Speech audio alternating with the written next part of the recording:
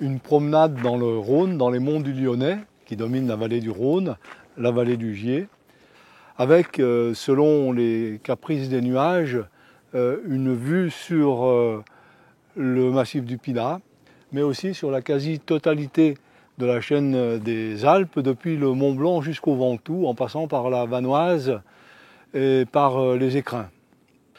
Une balade depuis le village de Rivry, village médiéval, en partie sur le tracé du GR7 jusqu'au signal de Saint-André et retour, avec le parfum des collines, les vergers, les herbes, les vaches et un peu de bonheur de vivre.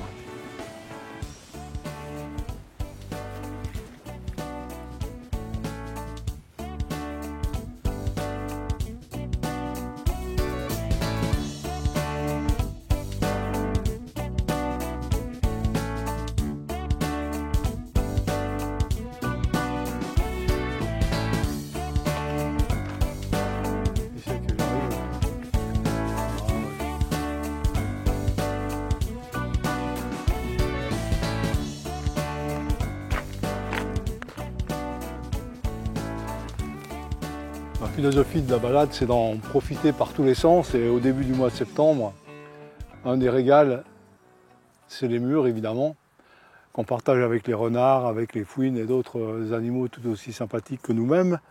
La mûre, c'est le fruit de la ronce. Et aimer les ronces, c'est vraiment aimer la nature. On a besoin des ronces, on a besoin d'être humble comme le sont les ronces elles-mêmes.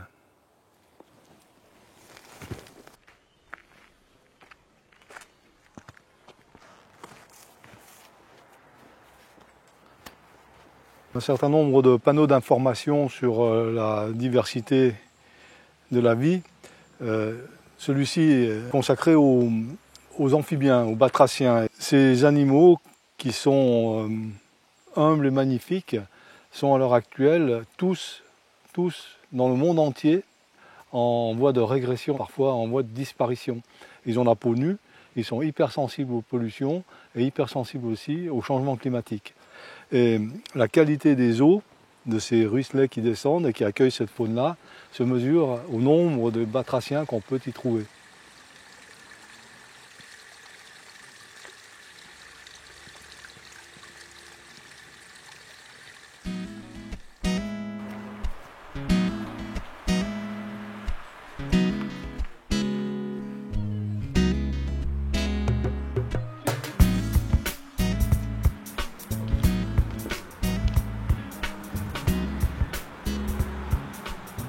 Sur le bord de ce chemin, nous sommes dans la mondialisation.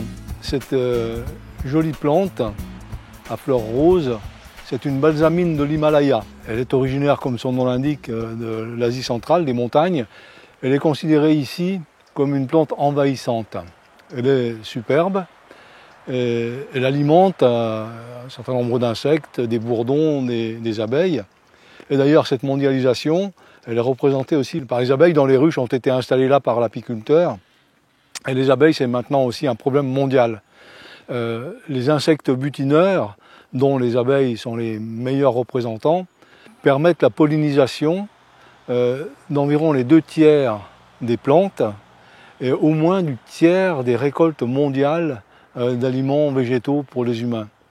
Et à l'heure actuelle, les abeilles sont extrêmement menacées, principalement par les pesticides.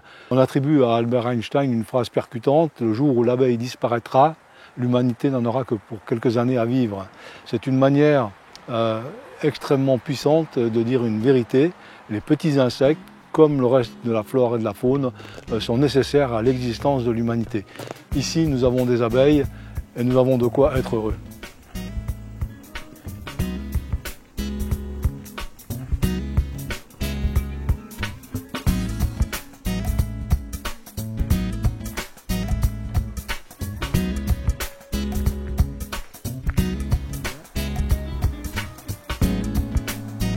Il fait un peu campagne romaine.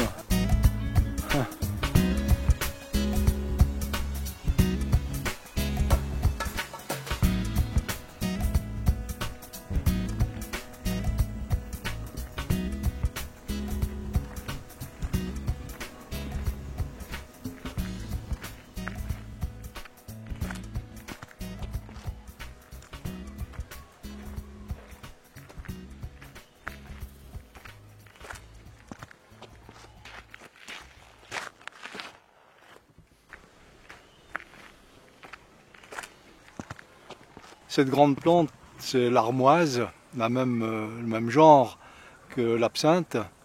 Les armoises sont dédiées à Artémis, la déesse grecque, la correspondante romaine est Diane.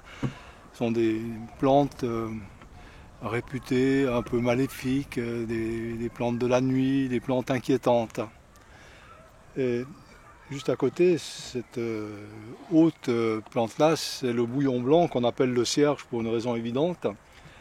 Le bouillon blanc ou molène, c'est une plante médicinale dont les petites fleurs jaunes ont des vertus émollientes, adoucissantes, qui sont utilisées dans les infections des yeux, de la gorge. Une plante très employée par les rebouteux et les médecins populaires dans nos villages.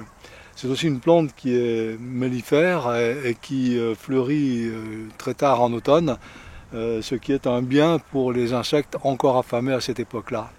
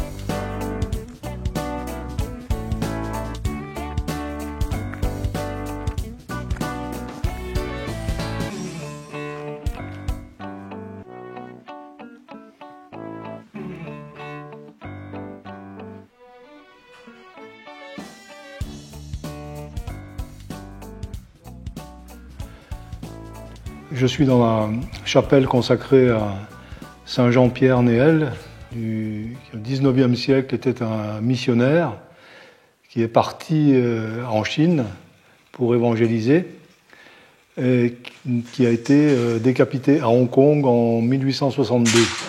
Il a été canonisé par le pape Jean-Paul II en l'an 2000.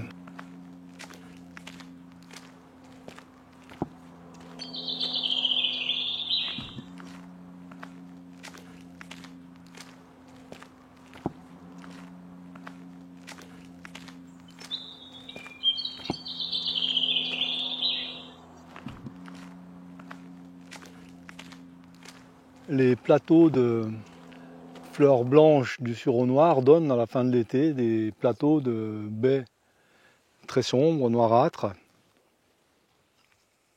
qui ont un goût très caractéristique, acidulé. On en fait des tartes, on en fait des confitures, on en fait des gelées. On dit que si on dort sous un sureau noir pendant toute une nuit, au matin, on est fou. Mais bon, ça c'est les légendes. La réalité, c'est que le sureau noir est un véritable ami du promeneur et un ami des amateurs de très bonnes choses.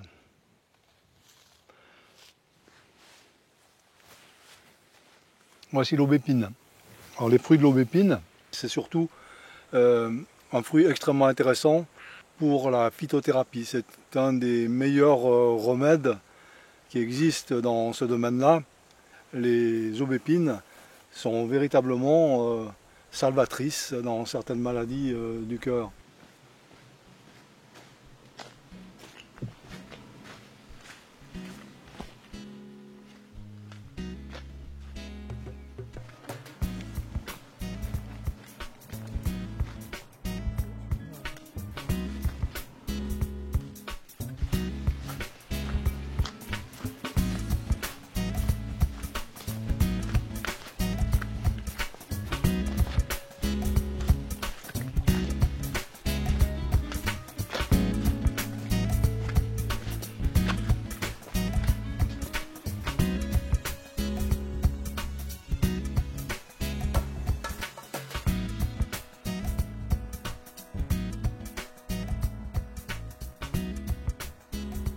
au signal de Saint-André, altitude 934 mètres. On a une vue extraordinaire sur la vallée du Rhône, Lyon, qui s'étend à nos pieds. On a les rois de Lyon, pour ainsi dire, ici. Mais aussi les rois du Beaujolais qui est derrière, les rois du Mont Blanc, les rois de la Vanoise, des Écrins, au sud de l'Opila, et derrière les arbres là-bas, les monts du Forêt. On est sur la ligne de partage des eaux. Si on jette les eaux ou une poignée de neige en hiver de l'autre côté, vers l'ouest, eh bien les gouttes vont être emportées par les ruisselets jusque vers la Loire et de là jusqu'à l'océan Atlantique.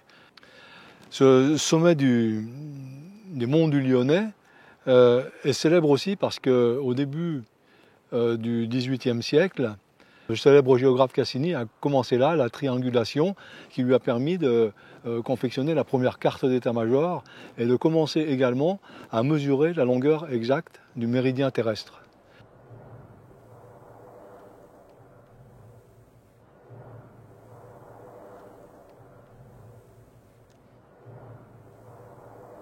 Sur ce sommet des monts du Lyonnais, au signal de Saint-André, j'ai le plaisir de rencontrer Guy.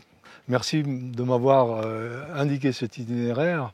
Alors toi, tu es un enfant de ce coin de Mornan. J'ai exercé le métier d'agriculteur dans ce territoire, avec la particularité, dès la fin des années 70, de faire de la production fermière vendue directement aux consommateurs. C'est une idée nouvelle à l'époque. Oh, à l'époque, c'était oui, presque révolutionnaire. On était même considérés un peu comme des marginaux, pour ne pas dire des originaux. Mais en tout cas, aujourd'hui, les 3/4 des agriculteurs du territoire vivent de la vente directe. Et ces territoires-là que l'on voit ici, donc Lyon est à peu près à 100 mètres d'altitude, les coteaux sont de 300 à 600, et là on est dans les monts du Lyonnais. Eh bien, ça a cette caractéristique d'être un peu le grenier de cette agglomération. Il y a encore une grosse activité de production. Puis il y a une autre vocation aussi de ce territoire, qui est aussi, il me semble, d'être un poumon pour l'agglomération. C'est-à-dire que ça fait un espace de respiration pour toute cette population lyonnaise.